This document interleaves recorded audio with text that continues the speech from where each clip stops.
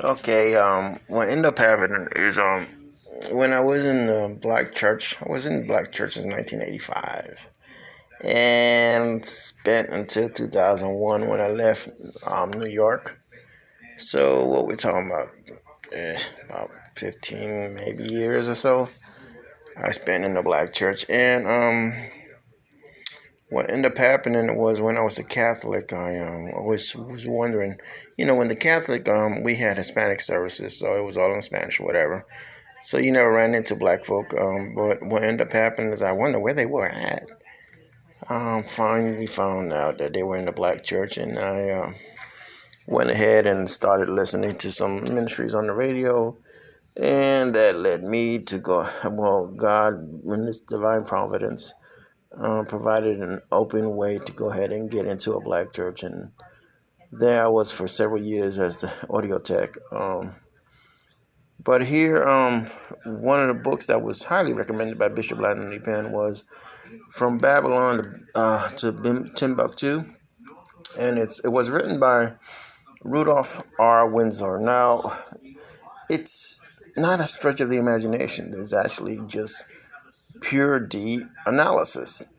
If you look at the people in Israel, the Palestinians, and most of them are colored people, not white. So the push in the 50s, 60s, 40s, whatever you want to call it, when the Jews were supposedly coming back to take over their land. Well, dude, you got to look at the fact that the land was already occupied for years and years and centuries and generations by colored people. So, trying to make a conclusion or analysis of more likely than not, just based on demographics, just based on the area, that Jesus was probably black.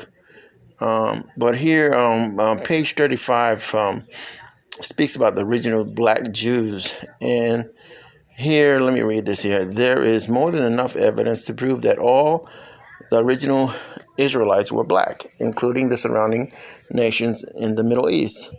We must consider the evidence that the Dravidians were the original black people of India, that the Cushites Ethiopians inhabited the southern Mesopotamia Valley, that Abraham and Ishmael married African women, Egyptians, that the Canaanites belonged to the African family of nations, the ancient Israel intermarried with black Canaanite tribes. At the time Joseph was viceroy of Egypt, his brothers could not distinguish him from the black Egyptians because Joseph was black. After Pharaoh promulgated the cruel decree to extirpate, whatever you call it, Hebrew males, only a black Moses would have been able to conceal effectively for any length of time among black Egyptians. That Daniel had a dream of an atmosphere,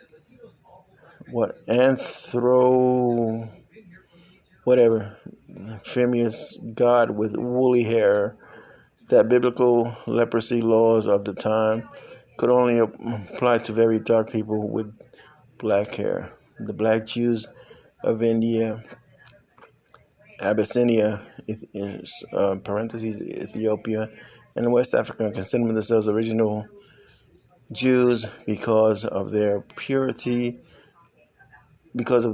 of their Israelite blood. This has been stated by Alan Golbery. I didn't never notice that there was another reference to another book, and it's footnoted in number 10. But anyway, what the main point is one of the books that I recommend just because it gives you. I hate racism. I hate prejudice too, and this sort of combat some of that, in that there's a different perspective and just a different history out there that you might want to check out. And this book would help you prove that point. Take a look at it by Windsor. Rudolph Windsor. Windsor. Take care.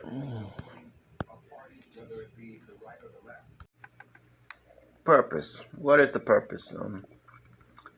Universal House of Prayer is our growth of the advocacy and ministry stuff that was started with radio advocacy, which is sort of our growth of JFA Social Services. JFA Social Services never really started up in North Carolina. So the purpose here is when people come for help, you help them. Again, restated is that it's a lot of it is basic help, just reading a letter, helping with an application, and so forth. Not complicated stuff, but having to navigate what society services are and pointing people to the services and helping them to access those services and uplifting them in the process. Now, nothing is ever charged for, so the purpose here with this investigation was to go ahead and address issues that led to and are a part of a wrongful termination.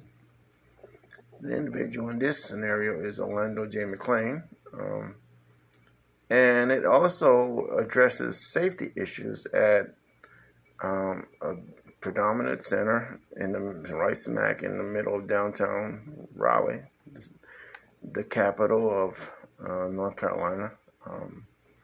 So when you have dangerous conditions in the community, in the city, and people are being injured, not just employees, but also residents and guests or whatever you want to call them, it's imperative to go ahead and say, hey, look, can we spotlight this and change it, please?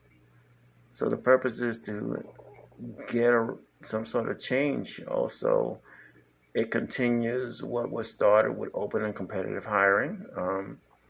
And we believe this wrongful termination is a primary example of what happens when you don't have open and competitive hiring.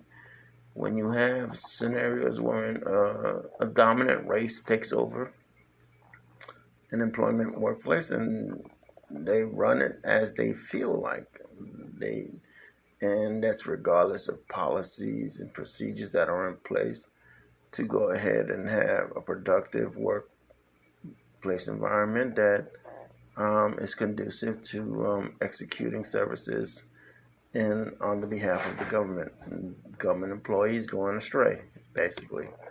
So the purpose is to shine a spotlight on that stuff.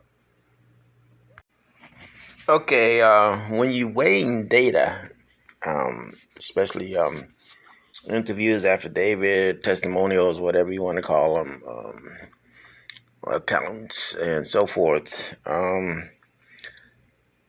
especially trained individuals are always weighed higher than your everyday folk because you're using a professional standard there.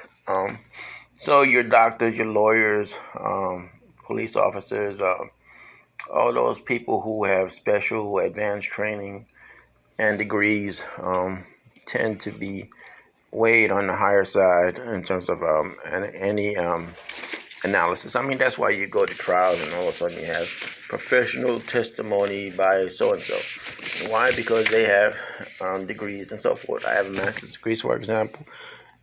My word should be taken a little bit higher than your regular everyday person because I went to school, got my degree, specialized training, so forth. Police officer also, they go through vigorous training and protocol. So in this scenario, you have one officer who, JT, who was present during the incident. Now, when you're doing an analysis of what transpired, now I'm looking at the data just as if it was presented to me right now. This officer was at the front desk when an incident with Reynaldo J. McClain occurred that led to his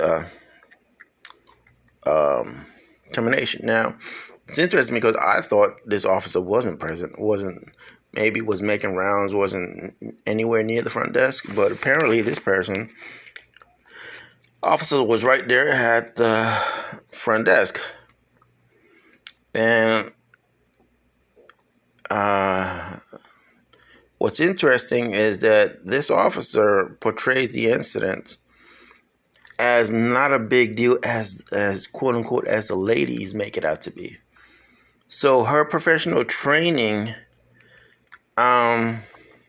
was that, hey, look, wasn't a big deal what transpired, and the ladies, quote unquote, are taking it out of perspective. That's interesting because it shows that there's a gender issue over at the shelter. The ladies taking things out of context. So it's like, it most of her affidavit, which is being presented, is that, hey, look, I don't remember. Now, this is interesting. When you have a law enforcement people, from what I've seen and know of, is they take notes, especially when they're on duty. They have detailed notes of what transpired and have a log of what typically they do. And they usually pay attention. Now, if an incident is occurring a few feet from you, and you didn't intervene, you have to look at why you didn't intervene. Now, there has been allegations that law enforcement has been instructed by a supervisor named Candace Brown to go ahead and not intervene in the day-to-day functions that they were assigned, that law enforcement was assigned to intervene and patrol and ensure safety. So if a supervisor is telling some law enforcement entity and individual not to intervene when things happen, then this may sort of shed a light as to why this officer did not intervene. She reports that, I can't remember what happened. Interesting. She was a few feet from it. She did not intervene in the interaction between Orlando J. McLean and a guest. And so it's like, and she was obligated on duty to intervene if something was transpiring. So if a supervisor is telling people don't intervene and don't involve yourself in things, then this adds to that credence, because this law enforcement officer's affidavit shows that she was there and did nothing. And I'm just hoping she wasn't just on her phone or something like that. Okay, affidavit number 2 is by Mr. Davis. Now, Mr. Davis is the only one that has a report on file for everything that transpired on the day of the incident that allegedly led to termination of Orlando McLean. So, one witness which seems to have been paying attention is Mr. Davis. Mr. Davis, though, it's interesting that he is clear in that the guest was irate and loud. And the back and forth, when you consider all the other information that was obtained, back and forth seems to be the attempts made by Orlando to calm the guest down. Now, in this affidavit, though, it says that third shift supervisor had to intervene, but the other answer questions was it wasn't a physical intervention, and it wasn't that Orlando was threatening the guest physically or verbally. So based on this report and this affidavit, some of the conclusions that can be reached is that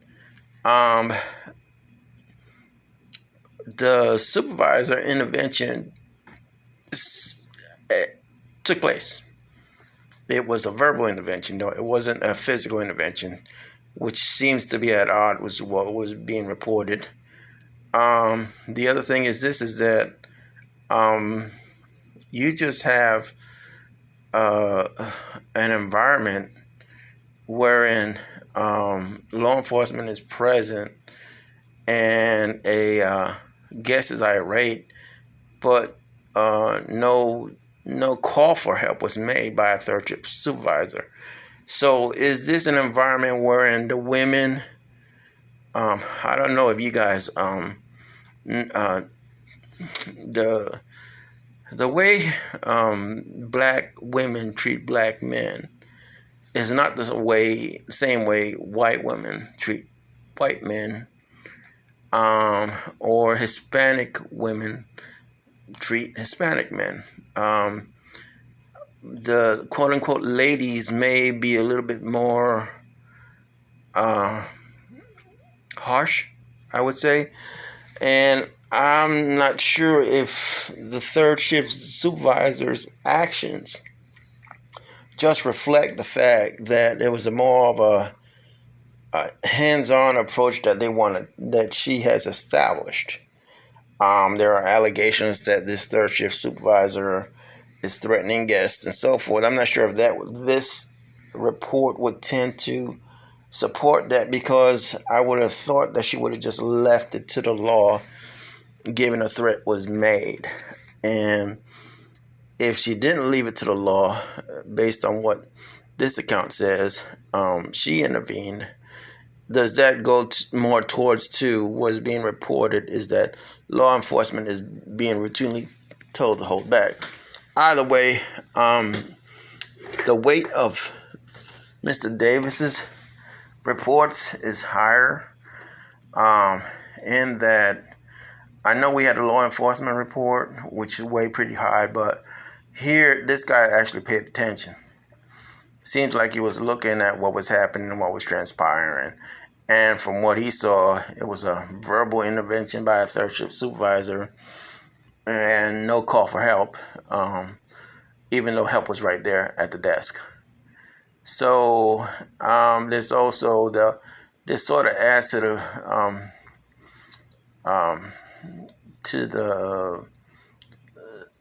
the claim that there was nothing really happened, which not just the law enforcement person articulated, but Orlando, like, nothing really happened. Hey, that wasn't even an incident, supposedly. So if law enforcement says nothing really happened, Orlando says nothing really happened, but then Candace says, oh, this was a really bad event. You were out of place. You were threatening employee. It just, stuff doesn't jive. It doesn't go together. I hope you guys can see that everything should have come to play. But either way, this is the only one account, a reporter, that says there was a threat made. So I'm hoping that you guys take that into mind.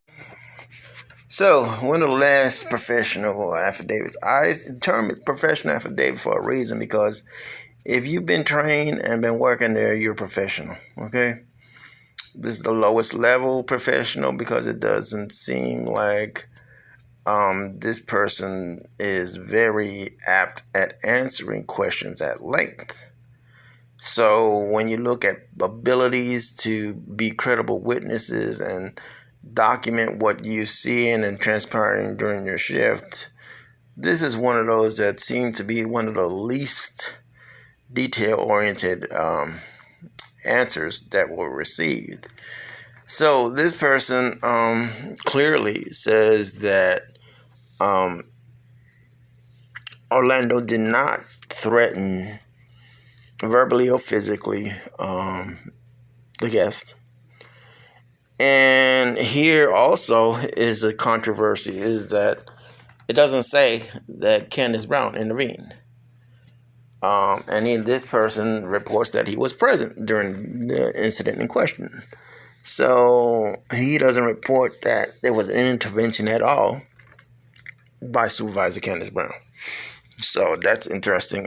Whether physically or verbally, there was no intervention by Candace Brown. So, and this is one of the only affidavits that answers that they have been threatened at the shelter by guests verbally.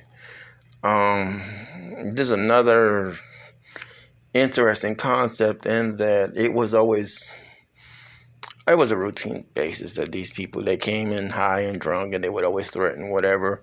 So the majority of these affidavits said that it's a safe environment, that's clear from what their perspectives are.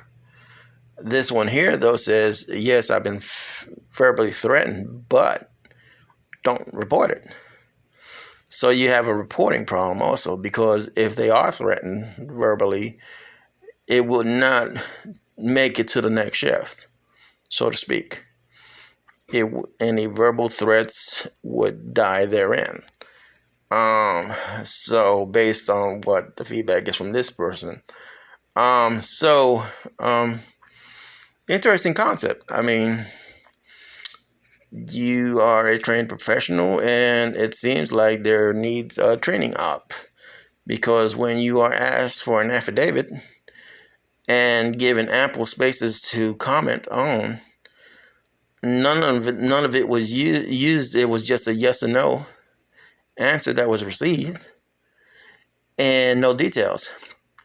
So that tells me that something is very interesting about the level of reporting requirements that they have, and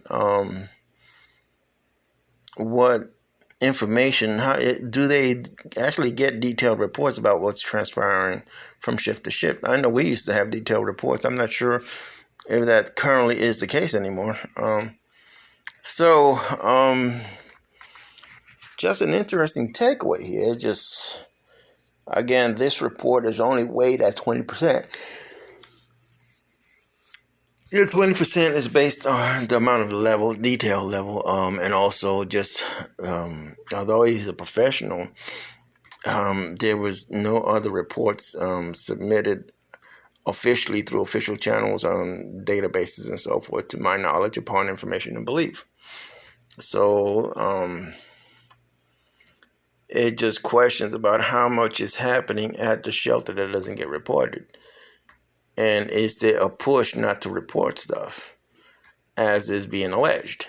So if that is the case, then that's very bad, because then when something happens of magnitude, you won't have a paper trail to support, or you won't even have proper interventions to avoid a bad incident from happening, because all this stuff gets unreported along the way. So when it all gets unreported along the way, you're setting the stage for something worse to happen, and it will not be properly responded to, because there was no warning to come with it. So, and then all of a sudden later on, oh yeah, we knew that was happening. Oh yeah, whatever. Hope this report helps. One more report that's being submitted and analyzed. What is an example of a vague report? Let's say an incident occurs, and you go back and ask people to complete a statement of what they saw and transpired. Now, first of all, why are you asking for a statement? I would think you would go ahead and ask for an incident report if something transpired that would lead to the firing of a person. But let's say all that is said and done, and you get this response. Second shift supervisor requested that he would like to know what I observed last night with regards to Orlando and guests. Guests entered the facility, and OJ only mentioned that he thought he would be returning at 4 a.m. Now here you don't have no clue as when this guest returned, and actually when he left. Guest said, I went to the hospital. Which hospital? What did the guest mention? What hospital? Or is it assumed to be a certain hospital? And how long was the guest there? No indication of that is in this statement. OJ said that I thought how you was at work. Okay, so apparently a worker thought that the guest left to work. So when did the guest actually leave to go to work, since apparently OJ actually observed the guest leaving? No time frames, no time stamps here. That's what I'm saying. No details. Guests cut an attitude, and they began to go back and forth because the boss sent guests home early. because 2 men had already shown up. So apparently this guest got sent home because 2 men showed up. Okay, what is going back and forth? What does that mean? What does fussing mean? Words count when you are describing an incident, because words are weighed in terms of threat level. So this going back and forth or fussing is not sufficient to establish anything. OJ told guests, please don't get an attitude with me because he sent you home early. What does that mean, cut an attitude? Is that the issuance of a threat? I mean, what does that mean? And when I see something like that, I'm telling the truth. I would ask for I would think you have a specific incident report form and log it into the system. Even if it gets logged in late, it would be logged into the system. Again, you have a professional standard here. I mean, that's the thing. You have to apply the right standard in a situation like that. Not a reasonable person standard, but a professional standard. That's it. What in your professional capacity do you expect of employees when a guest becomes irate or is fussing back and forth? And you can't tell from this last submission anything. I mean, you don't have dates, times, any indication of how much time was spent fussing back. Was it 10 minutes, 15 minutes, an hour and a half? Who knows? So that also the appropriate level, if there's a law enforcement officer around or other supervisor, to know when to end. You can't let something like that just keep going on at the front desk if something like that is going on at the front desk. So a report like this would not be sufficient to establish anything. It doesn't have enough information information about who else was around, and so forth. So this wouldn't be sufficient for me as a professional to go ahead and accept a report like that. I would ask for more information. I would just give them a form and say, hey, look, you need to do an incident report so I can file it in the system, or do an incident report and you file it in the system. One or the other, let it be entered into the system that something actually occurred. But then you also go to the fact that some employees didn't think anything transpired. Nothing of substance transpired. So is a report like this actually speaking to the issue of the hostility level is so heightened over there that certain things that other people would consider abnormal are normal at the shelter? Just trying to see if this helps you out, guys. What are some of the conclusions? Some of the conclusions are that the county attorney does absolutely nothing while conditions worsen at South Wilmington Center. Lorena McDowell also failed to investigate that she's a top administrator in that department and has oversight over the South Wilmington Center. David Harris also. And David Harris more so is a policy person. He needs to go ahead and make sure these policies are using the right standard, a professional standard versus a reasonable personal standards. Don't know really for sure if it was him or whoever actually, I believe it was, whoever actually wrote these policies, need to use professional standards at the appropriate time and reasonable person standards at the appropriate time too.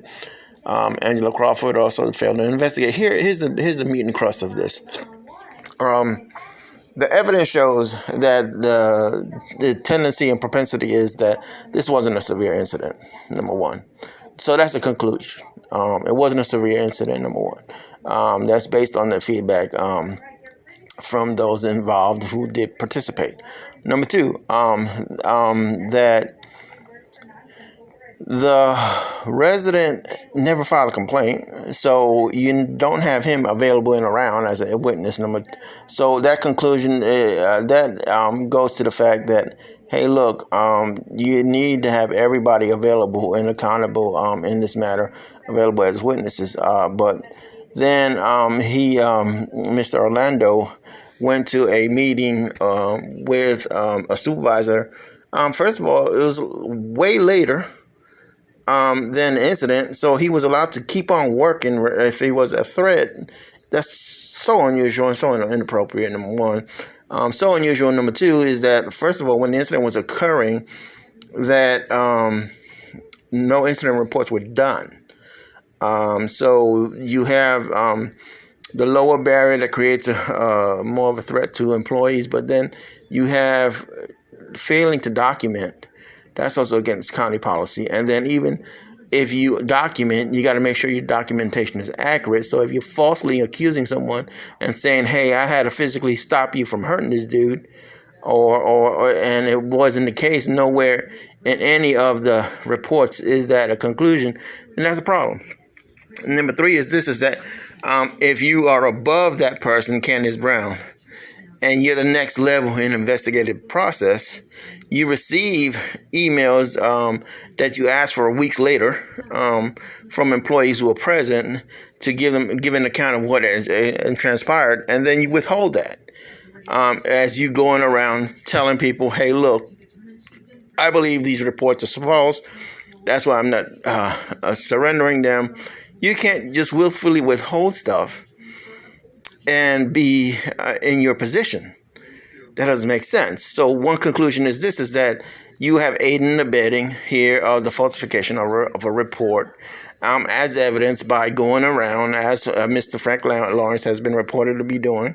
I'm telling people I'm withholding the evidence and or just outright withholding and not providing it even after the first meeting with David Havers, wherein evidence was requested.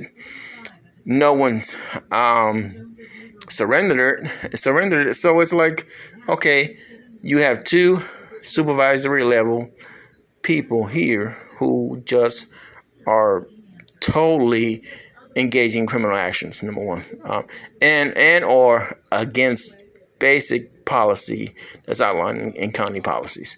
Lastly, you have, even after the affidavits were sent out. Okay, these affidavits were sent out, and then Mr. Frank Lawrence and Mr. Candace Brown, especially, they go up to Mr. Morris and say, hey, look, we don't want you to go ahead and complete this affidavit. We're encouraging you not to. I would have preferred that you said nothing, than to go around and then it gets around to whatever transpires over there. Oh my gosh. It's incredible how quickly when something happens over there that it circulates. And so when you go ahead and do actions like that and say, hey, look, we don't want you, and then you have a case manager like Julie going around and saying, we don't want you to complete an affidavit, then you're obstructing and you're violating county policy, especially after Tanika told Orlando, no, you won't need evidence when you go into this meeting with Miss Lorena. It's just unfair. It's totally against county policy. And county policy says you have to give person evidence and 5 business days to meet with the department head. That never transpired. It went way over 5 business days. And you're failing to give them in a timely manner 6,000 E, 6,000 F forms. It's just, you're not abiding by timelines. And then if you see the quality of these a memo that doesn't even have a signature, a memo that doesn't have the name, it's just, I thought a Mickey Mouse wrote a memo when I saw the memo from the department head. And it's just crazy because this dude, Orlando, is waiting for several days now for a hearing to transpire and has no word with reference to when that hearing. And the thing is, it was so bad. I feel sorry for the dude that, he went and got blindsided by the first meeting with David Harris. And no evidence, and although he kept requesting it. Then he goes to the second meeting wherein he relies on the word of Tanika, and oh yeah, you won't need, and then in the results from that, in the memo, it says you failed to present anything to change the outcomes. But Lorena knew He didn't have the evidence, or should have known. So all this shows a pattern of just going against county policy, but then it just goes back to reinforce this one basic issue. When you don't have open and competitive hiring, okay, you can go ahead and have these environments when people do and feel what they want to do. And the scary part is this. If true, based on the allegations and based on the actions too, Candace Brown does not act like a typical professional. If falsification of stuff is not typical, and asking law enforcement not to basically mind their business and don't do shit, don't do anything in the shelter to protect residents and staff. So then when you have those types of alleged environments, then you're going to have a scenario wherein why is that transpiring? That possibly be transpiring because, hey, look, if you're a drug dealer and engage in illegal activity, you don't want someone snooping all over the place and doing their job. You don't want to make enemies of the very clients that you will stand to make money from.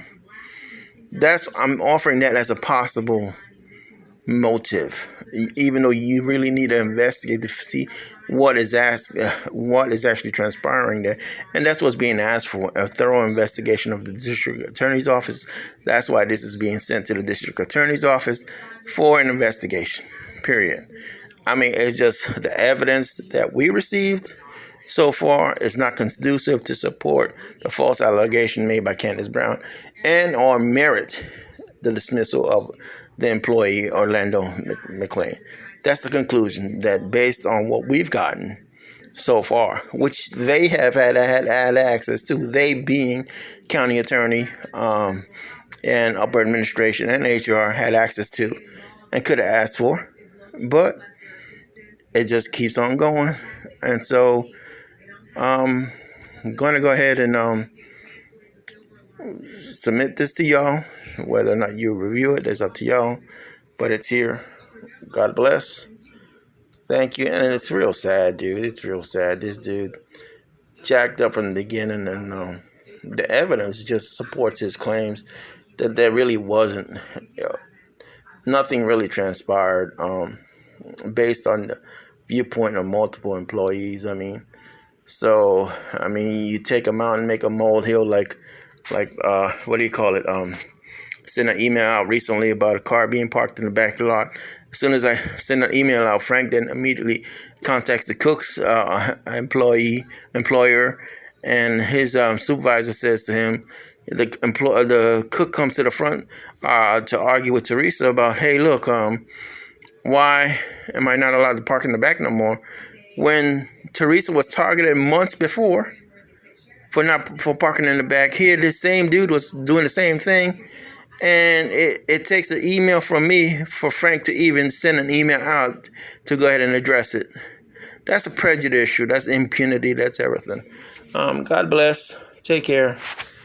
Hope you consider this report and the evidence herein